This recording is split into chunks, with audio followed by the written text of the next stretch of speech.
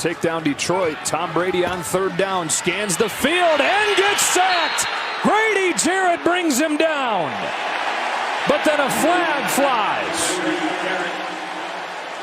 A flag comes out at the end of the play. Oh my goodness, this is going to go on Atlanta. Yeah, I don't think Grady slammed Tom to the ground. I think he's coming around and he's got him by the hips and he's rolling through the tackle. Defense, number 97. Grady's coming all the way from here. Watch him come all the way around. Now he's going to be down onto the hips of Tom Brady while he's in pursuit, so he's spinning around too. There's no intent to hurt the quarterback right there. You can see Tom's reaction. There's been a couple of calls here in this situation for Atlanta to hold on. I just don't know how you call that. That is not in the spirit of the rule, the way it was created to protect quarterbacks going to the ground. I feel it, Coach. That is bad at any stage of any game.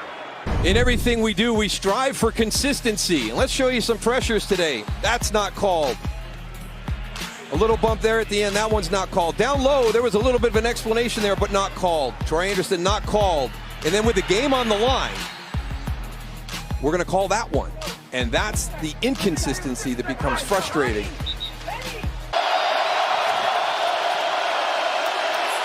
Carr is hit from behind.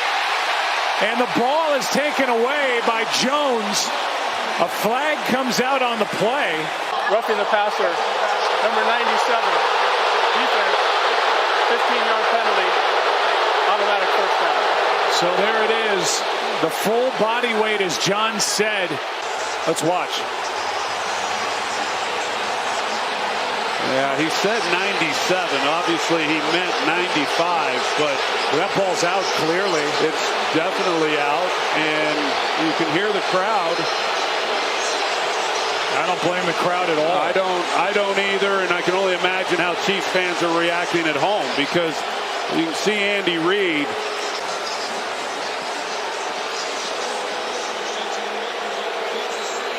I mean, at some point you have to be realistic with where the defensive player, what's he supposed to do? Disappear? Here's a call again, or the play again. The ball comes out right there. And the ball is possessed by Jones. He's going to the ground with Carr. His body's there. It's just where it is. It's too much. I mean, my hope is the competition committee looks at this in the next set of meetings and, you know, we take the dresses off. I'm all for, you are, everyone is. You see how heated these fans are. We're all for player safety, but the protection on the quarterbacks has gotten to a ridiculous level. This crowd is still going. Bolden in the backfield. Second down and 1. Carr throws it away, and Chris Jones is livid. He thought he was held. Watch 95 and 66. Yeah, that's pretty much a hold. But no flag. Personal foul, roughing the passer, defense, number 69. It's going to come late, and it's just a little push. Probably a decent acting job by Brissett. Foul, roughing the passer, defense, number 98. 15-yard penalty, an automatic first down. You saw Mike Vrabel's reaction. The penalty on Jeffrey Simmons gives Washington a first down. Oh, one of those points they talked about were the glancing blows to the head of the quarterback. And was it a forceful contact? And I think that's what Vrabel is disappointed in, to say the least. Time this time. Stafford decked as he throws. Cup got it. First down inside the 40. Oh, Stafford took a wicked hit, and there's a flag. Might be 15 more yards. You see Dante Fowler come in real high. Personal foul, roughing the passer, defense, number 56. 15-yard penalty from the end of the run, automatic first down. It looked like he gets him on the shoulder, heads up, doesn't lower, and it's one of those when you're officiating the play, you're thinking high hit, and it looks bad, but to me, it's not really a foul. 2nd and 8, off play action, Wilson going deep downfield into a lot of traffic, and somehow, some way, it is caught inside the 25-yard line. The two guys on each side were there. You got a referee that goes down that may have helped here to open up this receiver. He's not throwing that ball, in my opinion, to Washington. Have their hands on the ball. 2-on-2. I mean, he's trying. He sees, oh, I'm in the middle of this. Wilson in the pocket, fires too high, and a flag comes in. He hooked him at the break of his route. Defense, number 26. Watch 26, right at the end of he breaks there, then he grabs onto him initially, and that's the only contact that there was, Terry. Terry, you've seen worse.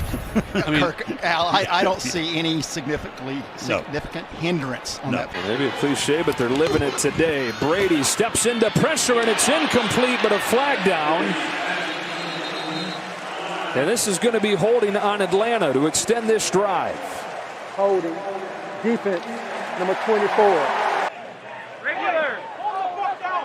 Working on Mike Evans on the inside. Wow. I tell you what, with the way the game is gone and what's on the line, that was really close to the vest for me. Prior to the pass, holding, defense number 27. You want to get a jam, which I like. That's a nice. He still has his hands on him. Oh, you know what? That's weak. That's a weak penalty. Doing his thing again. 2 touchdowns, no interceptions. And this time Metcalf adjusts, but he dropped it. Now, was he ever in full possession of it? If he was, New Orleans has the football. And did he make a football move? And I'm not seeing anything there. Well, for the moment, New Orleans and Onyemata recover the ball. Let's take a good look here. Watch him on the inside. It's just a simple route in front of the. There's the catch. He's down. He's not. And the ball's out. That's a fumble. Yeah, the more I look at it, I don't even think it's a catch. He does get control. He's going to the ground. I just don't see a football move. To me, if they stay catch, I don't see enough to change it to down. It looked like the ball might be moving as the elbow hit the forearm.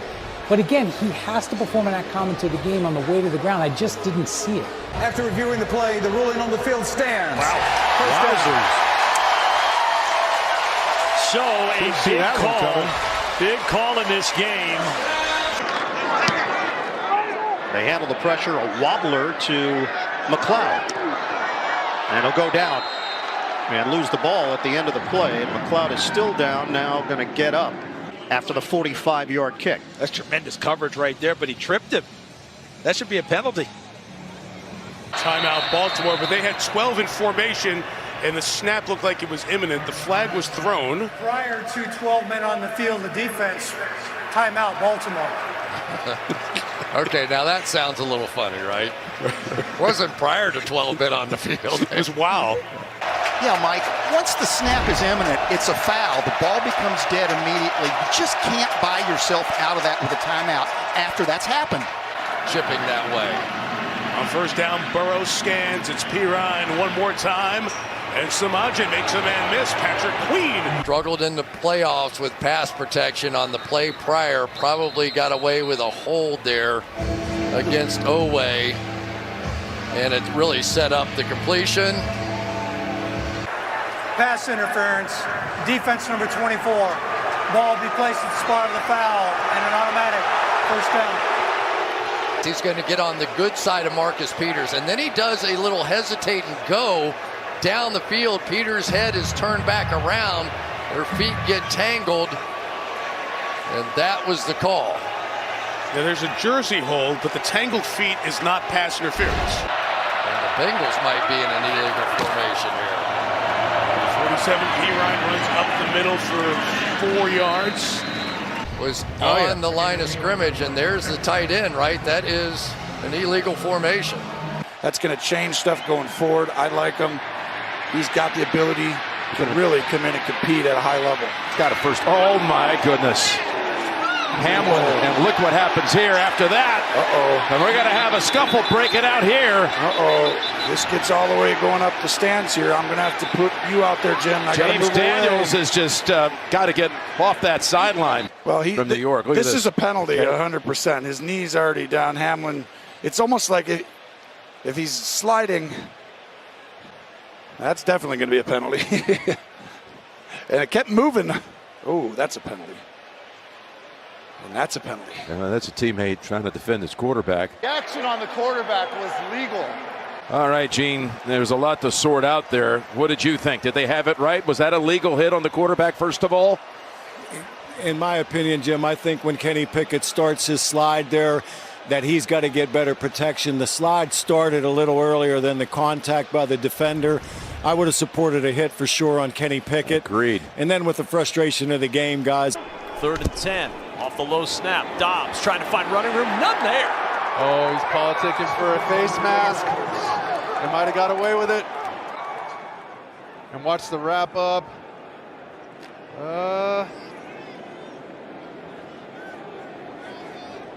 He's even telling him. John Ward telling on himself.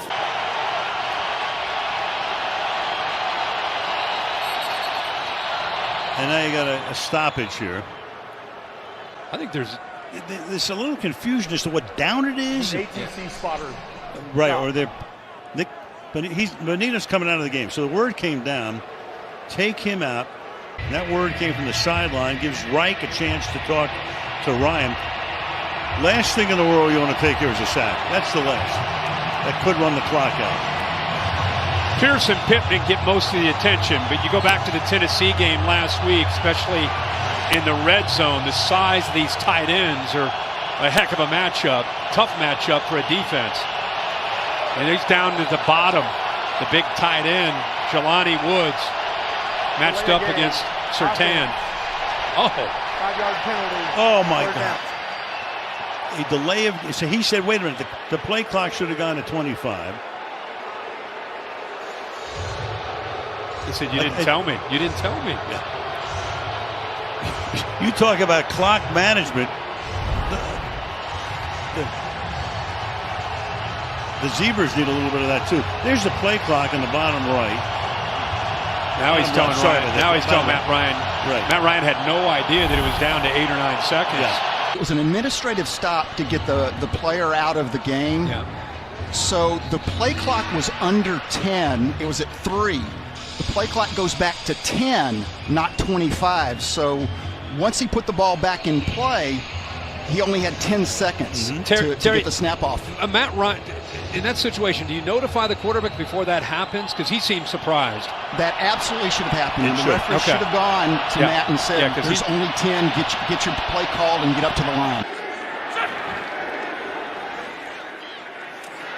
Wentz, incomplete.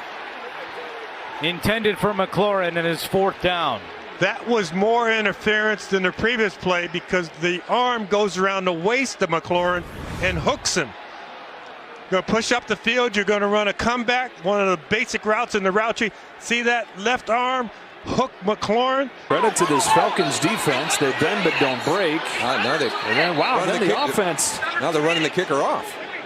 And the offense back on. Tom Brady saying, get out of here, Ryan.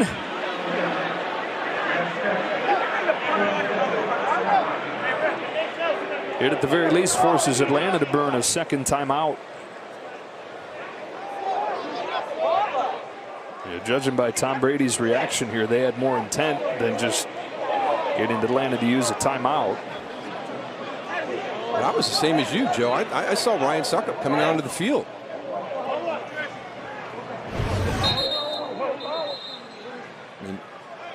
We're in the fucking 4-yard line. Keep it tight. You had the Atlanta kick block team, and they had to hustle off as they saw the offense come on. And 3 or 4 of the actual defenders came out there, and Brady's thinking, whoa, let's go. But they blow it dead, much to his dismay. Now the field goal team is on the field. Ryan Succop's going to try this chip shot. Yeah, so I think what Tom was upset about, you could see him, he was making the signal 2 minutes. In the last 2 minutes, the defense does not get an opportunity to match up if the offense substitutes. It only applies in a normal punting situation. So I think that's what the Bucs were upset. Why are they holding it up? Because inside 2, the defense doesn't get an opportunity to match up when the offense substitutes. So they should have been allowed to run a play there. If they can get lined up legally, yeah, they should have been allowed to run that play.